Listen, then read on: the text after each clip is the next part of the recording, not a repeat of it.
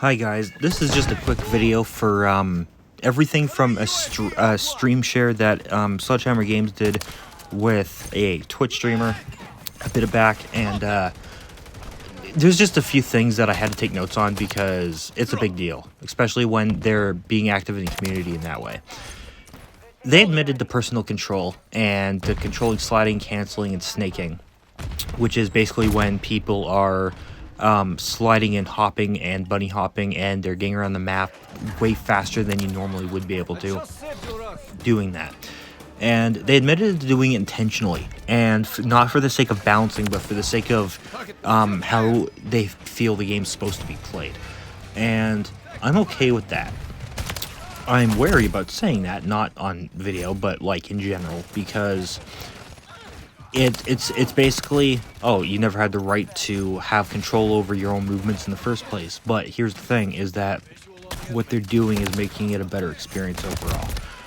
And it doesn't penalize people. Like, yeah, it might penalize sweats that want to get across the Warzone map in 6 seconds. But other than that, I can't think of a reason. So, in all honesty, I'm fine with it. Movement control is deliberate. It's not SBMM based. I don't understand how it wouldn't be, and to be completely honest with you, it'd make a lot of sense if it was. That's probably the only gripe I have with it, is that the movement and the personal control aspect that Sledgehammer Games is involving themselves in with the game has nothing to do with skill-based matchmaking. I honestly feel like that is the one thing that's missing the most from SBMM, and it would take a lot of the issues players have with it away, because there's a lot of people that are sweats. Well, how do they get around the map? By doing exactly what Sledgehammer is admitted to controlling, which is movement. It's a very big 1 + 1 = 2. It doesn't make sense to not have that be part of the equation, assuming that they're telling the truth, which, to be honest, they sounded very sincere. Balancing gameplay is a top priority over SBMM and weapon balance, which, to be honest, I agree with on a certain degree. There are many weapons that are just straight up out of this world, but at the same time, it's hard to tell, because when you're in one part of a gunfight, and from one perspective, I admit I have to try not to raid and hold myself back when someone's camping with an LMG, because you don't know how long they've been there, and it's not like I wouldn't do it if I had the chance. I mean, it's free kills, technically speaking, so, you know, what are they doing wrong? And I have personally experienced the camping timeout and how that works on Scrapyard, at least, and I approve, so I don't see a problem with that long term, because, honestly, it does its job, and it's the best we've ever had. It does what it's supposed to. It stops people from camping. The most ironic thing on this whole list is that multiplayer's only been out for a week and a day, and people are still bitching about it. Mate? No. I don't even have a response to that. It's sort of obvious what I'm thinking right now. Prestiging starting Season 1 is one of those things that I don't care about. It's an irrelevant factor for me. Like, I hate topping up 55, but at the same time, it's a 55, it's no rank completion. And I remember a week after the game launched, people were like, "Oh, rank 55 only takes 5 hours. Give us a real challenge." It's like, no, it doesn't take only 5 hours. You couldn't prove that if you tried to. Like, that, it's just not like that's one of the reasons why I have a problem with people and Twitter, is because, yeah, that totally makes sense. Yes, it totally takes that little amount of time to do that. If that was the case, they probably would have put in 250 levels to begin with, because that would have made sense. It does not take 5 hours to get to level 55. So I'm leaving that one there because it's a clusterfuck. But I don't care about the rank. It's the weapons and the camos that I care about. It's having a good player experience. It's having a good time, having fun playing the game that I care about, and making videos and content.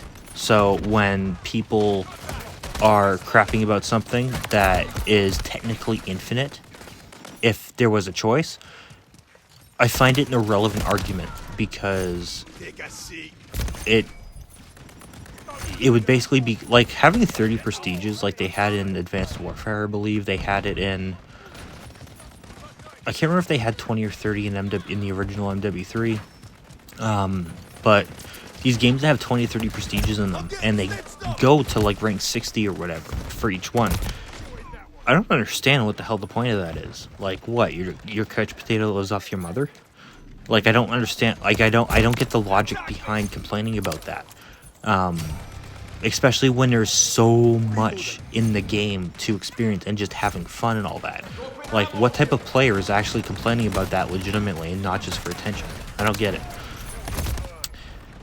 And the last point is, literally, the devs focusing on enjoying the game and pushing groups of patches due to how it works. Like, it's...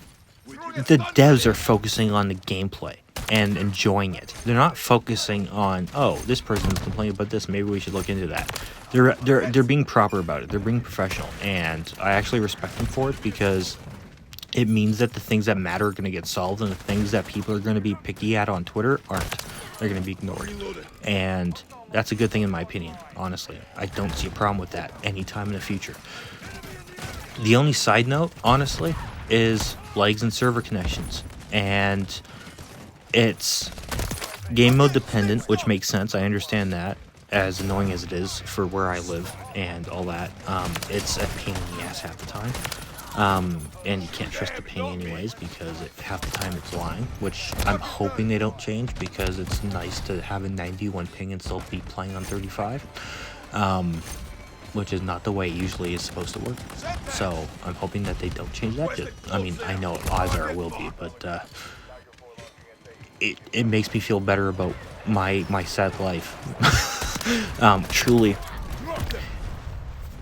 But having the amount of work that they've apparently done with the connections and making sure that the servers work for, you know, cheapskates that Activision is, you know, all that aside, making sure that things work as well as possible, and the amount of time and effort they've put into it, I got nothing to say. It's truly incredible and amazing, and this is coming from someone that knows enough about networking and has experienced every problem in the freaking book, and knows when to give up on it. They've done a hell of a job, because I can rely on it when I need to rely on it, and I've never been able to say that about any game before, period. Except for offline based games, like never.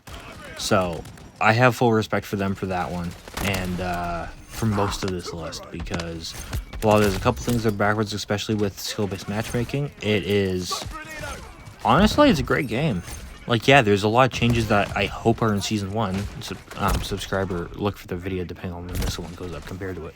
But I love the game. I can't say anything else about it. So, hope you guys liked the video. Subscribe, leave a comment, anything that can be fixed in the video, etc. And I'll see you guys later. Peace out.